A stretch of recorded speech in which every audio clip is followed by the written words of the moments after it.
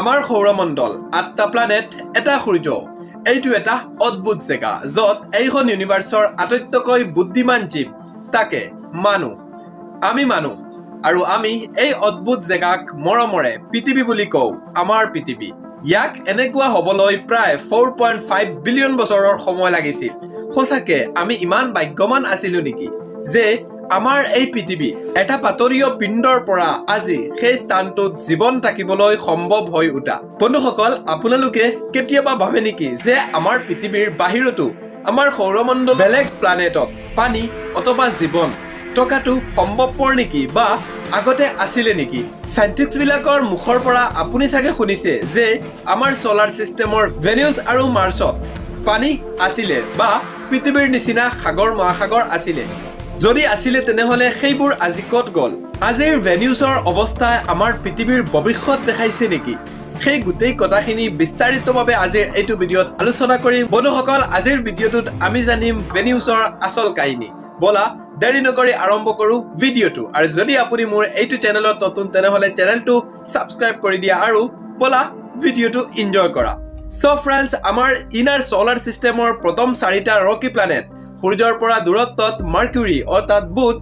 ভেনিউছ অৰ্থাৎ শুক্ৰ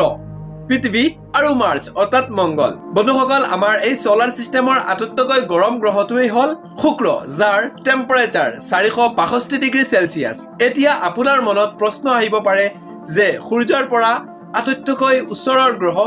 মাৰ্কুৰী কিন্তু ভেনিউছত ইমান গৰম কেলে তাৰ কাৰণটো হল কাৰ্বন ডাই অক্সাইড আমাৰ পৃথিৱীত আমি জানো যে 0.035% কাৰ্বন ডাই অক্সাইড তথাপিও আমাৰ এই পৃথিৱীয়ে গ্লোবেল ওয়াৰ্মিংৰ লগত যুঁজি আছে আৰু পৃথিৱীতকৈ ভেনিউছৰ বায়ুমণ্ডল আৰু ডাঙৰ আৰু সেই বায়ুমণ্ডলত প্ৰায় 96.5% কাৰ্বন ডাই অক্সাইড সো এতিয়া আপুনি গম পাইছে চাগে ভেনিউছত ইমান গৰম কেলে আৰু ভেনিউছ আমাৰ সোলাৰ সিস্টেমৰ এটা নতুন গ্ৰহ যিয়ে তাৰ নিজৰ অক্ষত সি উলুটা পিনে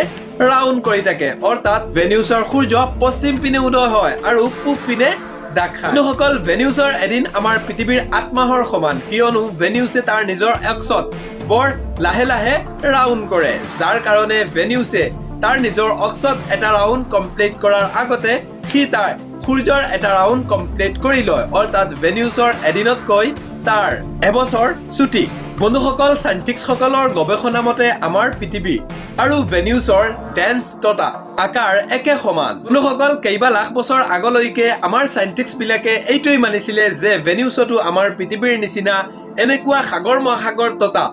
সেইবোৰত গছ-গছনি আৰু জীৱ চাগে জীয়াই আছে কিন্তু আচল খেলটো আৰম্ভ হল 1950 দশকত যেতিয়া নাসা চন্দ্ৰত যাবলৈ লাগি পৰিল আৰু ৰাছিয়া আমাৰ ওচৰ পাজৰৰ প্লানেটত যাবলৈ চেষ্টা কৰিবলৈ আৰম্ভ কৰিলে 1961 চনৰ পৰা 1983 চনৰ ভিতৰত ৰাছিয়াই এটাৰ পিছত এটাকৈ 16টা বেনাৰা স্পেচ প্ৰুফ ভেনিউছলৈ পঠিয়াইছিলে কিন্তু তাৰ মাজত কেৱল মাত্ৰ 6টা স্পেচ প্ৰুফ সাকসেসফুলি ল্যান্ড হৈছিলে কিয়নো ভেনিউছৰ বায়ুমণ্ডল ইমান ডাঙৰ আৰু সেই বায়ুমণ্ডলত ইমান প্ৰেছাৰ যে তাত যোৱাৰ পিছত সেই স্পেচ প্ৰুফবোৰ কত নাইকিয়া হৈ যায় প্ৰথমবাৰৰ কাৰণে 1975 চনত ভেনাৰা স্পেচ প্ৰুফ 9 সাকসেসফুলি ভেনিউছৰ সাৰফেসত ল্যান্ড কৰিছিলে আৰু তেতিয়া ল্যান্ড কৰি এই পিকচাৰবোৰ আমাৰ পৃথিৱীত পঠিয়াইছিলে আৰু সেই পিকচাৰবোৰ আমি মানুহে তেতিয়া প্ৰথমবাৰৰ কাৰণে কোনোবা বেলেগ প্লানেটৰ ফটো দেখা পাইছিলো বন্ধুসকল তাৰ 7 বছৰ পিছত ভেনাৰা স্পেচ প্ৰুফ 13 আৱাৰ 14 আমাৰ পৃথিৱীক প্ৰথমবাৰৰ কাৰণে কালাৰফুল ফটোবোৰ ভেনিউছৰ পঠিয়াইছিলে আৰু তেতিয়া আমি ভেনিউছৰ আচল ৰূপটো দেখা পাইছিলো বন্ধুসকল ভেনিউছ ইমান গৰম যে তাত পানীৰ কোনো সংকেত নাই কিয়নো ভেনিউছত গ্ৰীণ হাউস এফেক্টৰ কাৰণে ভেনিউছত সূৰ্যৰ গৰম সোমাব পাৰে কিন্তু তাৰ পৰা বাহিৰত যাব নোৱাৰে কিয়নো তাৰ এই যে বায়ুমণ্ডল সেই বায়ুমণ্ডলত কাৰ্বন ডাই অক্সাইডবোৰ গ্যাস ৰূপত নহয় এটা সুপাৰ ক্ৰিটিকেল ফ্লুইড ৰূপত আছে বন্ধুসকল ভেনিউছত সেই পানীৰ কথাটো আমি গম পাবলৈ নাসাই 1989 চনত দ্য মেজেলান স্পেচশিপ নামৰ এটা মিশন ভেনিউছত পঠিয়াইছিলে যাক আমি ভেনিউছ ৰাডাৰ মেপছ বুলিও জানো বন্ধুসকল সেইটোৰ জৰিয়তে আমি প্ৰথমবাৰৰ কাৰণে ভেনিউছৰ সেই ৰাডাৰ মেপিংৰ সহায়ত ভেনিউছৰ এটমস্ফিয়াৰৰ ভিতৰত লুকাই থকা সেই ভয়ংকৰ সাৰফেসটো দেখা পাইছিলো কিন্তু আমি এটা কথা গম পাইছো যে ভেনিউছে আমাক এইটো দেখাইছে যে আমাৰ পৃথিৱীৰ ভৱিষ্যতটো এনেকুৱা